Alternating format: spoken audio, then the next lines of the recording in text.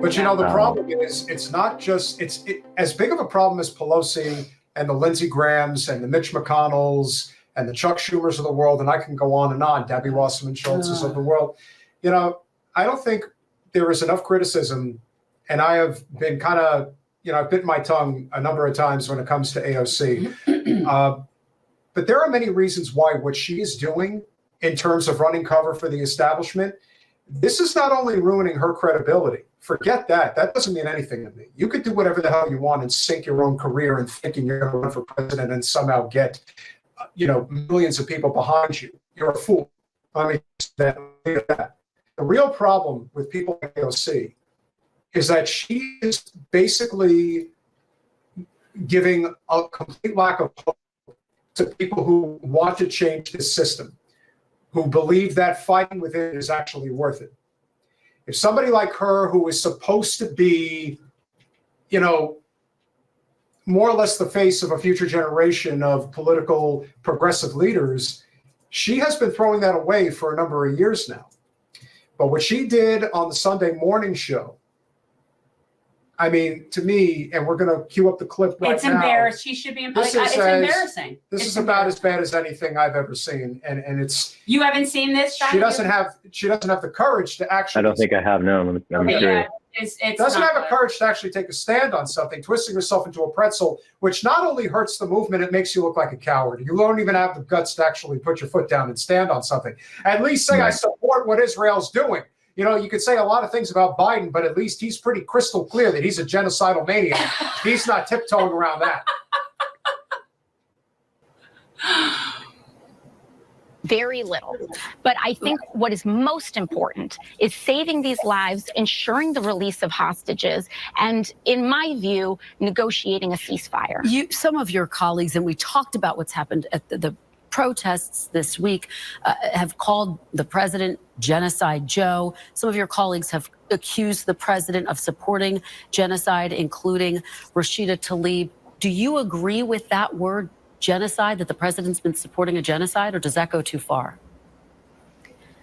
I think what we are seeing right now throughout the country is that young people are appalled at the violence and the indiscriminate loss of life.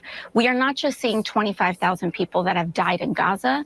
We are seeing the starvation of millions of people, the displacement of over 2 million Gazans. We have South Africa that has mounted a court in the ICJ. The ICJ ruled this week that Israel has a grave responsibility to prevent genocide. But they're still determining whether it's a genocide. Do you think that they are still determining given that it's still under investigation? I believe that they're still determining it, but in the interim ruling, the fact that they said there's a responsibility to prevent it, the fact that this word is even in play, the fact that this word is even in our discourse, I think demonstrates the mass inhumanity that Gazans are facing. And so whether you are an individual that believes this is a genocide, which, by the way, in our polling, we are seeing large amounts of Americans concerned specifically with that word. So I don't think that it is something to completely toss someone out of the public discourse for using. But I think what we are seeing here is that the Netanyahu government has lost public support, and that we have a responsibility to protect the human rights and the humanity of Gazans and hostages alike in the area. All right. As far as so there you go. What do you think, Shahid? How is that for a tap dance? There's a lot of prevarication there. I mean, on the one hand, I was grateful that she was naming some of the reasons that people describe what is happening in Gaza as a genocide, namely the displacement, mass starvation, collective punishment. So, you know, she didn't shy away entirely from it.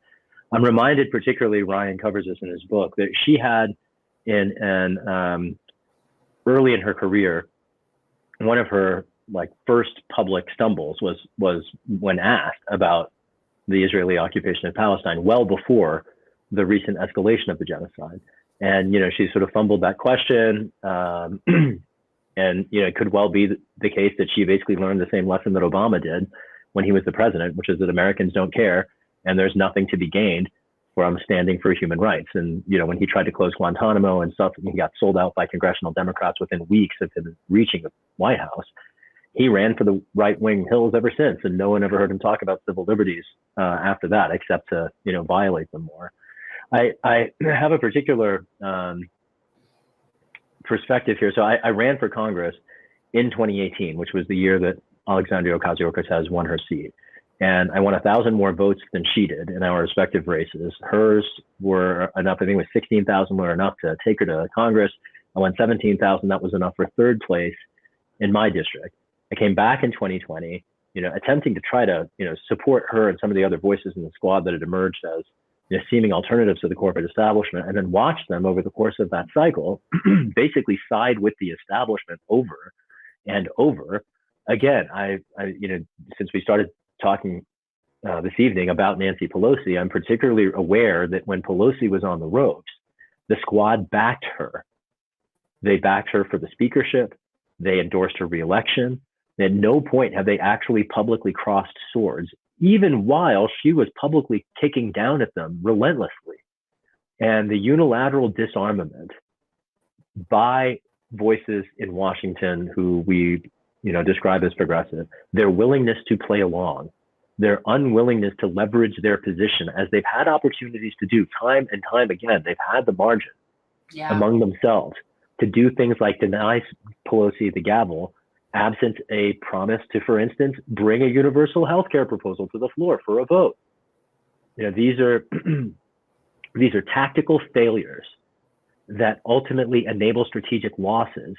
And as someone who spent 20 years in Washington fighting long before I ever ran for Congress, only to watch relative neophytes find their way there on behalf of a movement that they care a great deal about, but maybe are not so equipped to represent. I work as a snowboard instructor now, and I really do wish I could have done more to help. But at the end of the day, all I can do is write about this stuff, and I continue to do that. I'm pretty adamant about sharing my views, and I do that on Substack. I should note here also that when I look at the squad and its co-optation over the course of the last several years, I can't only blame them, because as much as they're making decisions to compromise their stated values and go along to get along, take the easy road, the perhaps minimizes their flag. That's not been true of all of them. I'm thinking about Rashida, right? She stepped out last fall. Yeah. And they went after her. Ilhan has done that many times in the past. It's kind of silly that they all get lumped together, because Ilhan Omar and Rashida Tlaib are far more assertive and willing to step outside that normal role and invite constructive tension, let's say, in the public discourse than some of their colleagues, right? And I also think here that there's a tension between movements as grassroots led, initiated, and pushed phenomena, and the work of insiders in Washington to try to represent them. And when movements identify too much with figures in particular, this is why I often push back against personalization when we're discussing structural issues, because there's a danger of just changing the face of it. That's what we did ultimately when we elected Obama, and we got the third and fourth years of the Bush administration. It's easy to think that in changing personnel, we are changing policy, but in fact, it's not always the case. And it is often very much the case that changing the personnel only entrenches the policy. And that's particularly true when we talk about handoffs between presidential administrations. It's part of how we got to this point where the Supreme Court, signed off on the state secrets privilege, which allows the executive branch to do whatever the hell it wants anywhere in the world. Consequences, international human rights, the rights of American citizens be damned, right? Cover-ups galore. Like, Americans have no idea what is happening under our noses. I mean, I'm perpetually reminded, if only because, in San Francisco these days, pretty much everything anyone ever talks about is crime. And I just remember the era when the CIA was running crack cocaine in the United States and killing police officers to wage its own foreign policy and jail a generation of slaves to then run the, basically hire them out to corporate America as the last remaining vestige of America's manufacturing base. And Americans have no idea that this happened, even though it's all been publicly documented. Even people who claim to be thoughtful and pay a lot of attention have no idea that this happened. And we have conversations in public as if these things didn't happen, as if the CIA didn't torture some folks, as if Washington didn't export state terror relentlessly. And what we're seeing in Gaza is just an extension of that. It's nothing different than what we've been doing to the Dominican Republic, to Chile, to Iraq, to Afghanistan, to Korea, to Vietnam. Like, take your pick, right? Yeah. I mean, it's in some respects the aspect of this recent escalation of the genocide in Gaza that I find most surprising is the fact that Americans for once have shown up, right? Well, I mean, the difference is that our Congress doesn't generally swear allegiance to any of those other countries like they do to Israel. We don't have anti-BDS of other countries in 36 states, right? So like the reason that we take such an interest in Israel, and also other countries are required for their lobbyists to register as foreign agents, according to my understanding. So Israel is so unique in that, and I know people like to say it's a tax dollar thing, but as MMT supporters, we know that it's not that.